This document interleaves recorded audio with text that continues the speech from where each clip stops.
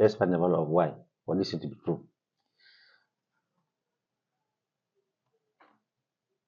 So this one will become log of y squared. We are not spread the law of logarithm plus log of x squared equals to, observe here, log of 3 to base 3 to power 4.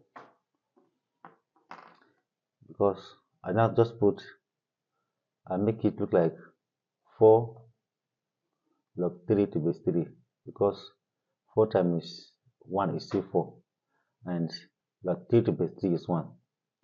And I now use the law of logarithm and put log of 3 to power 4 here. I hope you are following. So this one now will become, the left hand side now will look like 3 x power y squared times x squared equals to log of 81. 3 to the power 4 is 81. Now we can comfortably cancel out log of both sides. What you have here will be y squared times x squared equals to 81. So our m is to find the power of y. So we now divide both sides by this x squared, x squared. So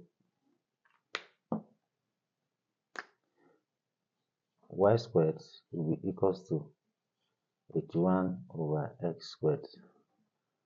So what happens is y squared. Now you now take the root of both sides. You take the root of both sides.